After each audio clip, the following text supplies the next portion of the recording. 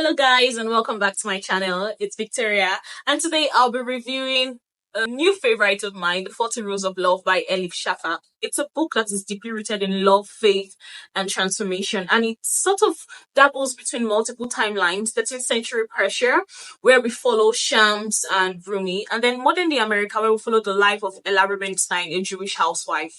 So we're first introduced to Ella, a housewife who is stuck in a daily routine and she feels disconnected from life. And she spends most of her day planning grand, elaborate meal plans for her family. This is until she gets a job. Her job, she's tasked with reviewing a manuscript called Sweet Blasphemy by Aziz. At first, she was reluctant to review it because the theme of the book just felt a little too different for her. Like, it was not her vibe. But the moment she started reading it, it flipped her whole life upside down. The manuscript was written by a man named Aziz, and Aziz is someone who is going to play a very important role in Ella's story.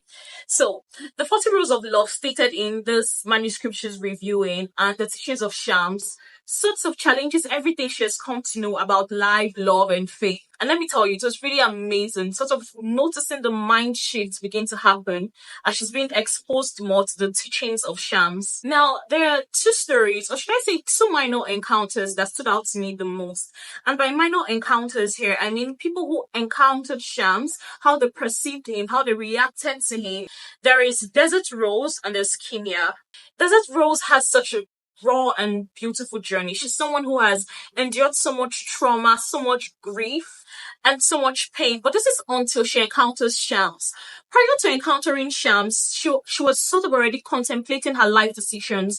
She lost members of her family, and she had to sort of get involved in things that stripped her of her self-worth just to survive. When Shams came into her life, he gave her an opportunity to reclaim all of that. One of the things Shams taught her that really stood out to me was when he highlighted that loving yourself is one of the keys to letting others love and respect you.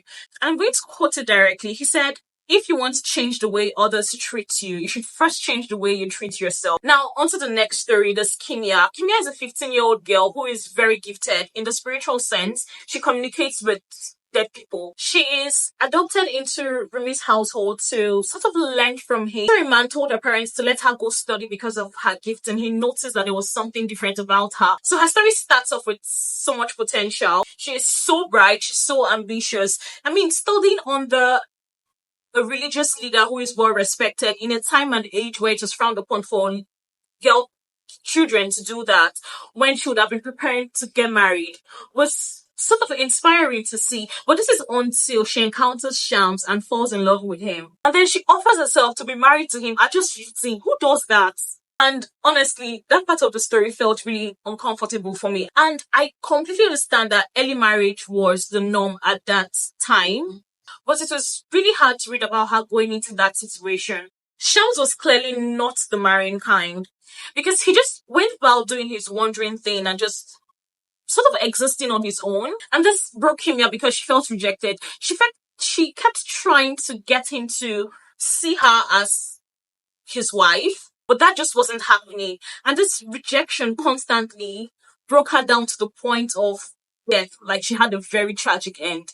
And I couldn't help but sort of wish that she had taken a different path. One where she could have grown and discovered herself outside that circumstance. Now, I do want to point out that this book is deeply rooted in Sufism and religious themes. It explores spirituality in a very profound way. So if you're not into books that are heavy on religious context, this might not be the right fit for you. And it's probably going to feel a little too much for you because the teachings of Rumi and Shams are central to the book.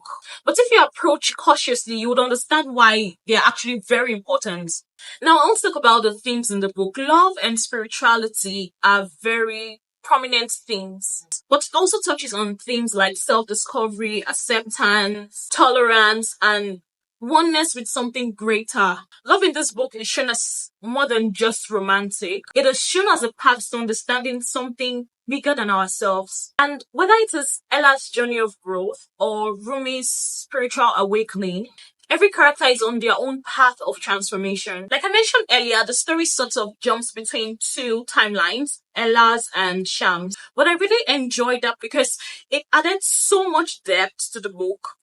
and made me think about the connections between the past and the present, and how love and certain things just tend to transcend time. There's also the mentor-student dynamic between Shams and Rumi, which is so rich. Shams is not just a spiritual companion to Rumi, he's also a teacher, he's a guide, pushing Rumi to question everything and dig deeper into his soul to become the poet he later becomes. Now, my favorite trope in the book is the forbidden love trope. The bond between Rumi and Shams is not just deep, it's also spiritual. And it defies the norms of their time. A religious teacher and a wandering devil should have nothing in common, but they persisted with so much intensity. And let's not forget about the poetic nature of the book. The way she uses words to make you think deep about everything, it's magical.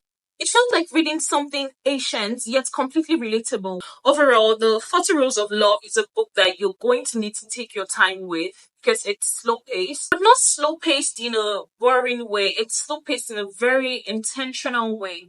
It's not one of those books you just rush through. It's actually very intentional. And if the things I mentioned are something you're interested in, you should definitely give it a read.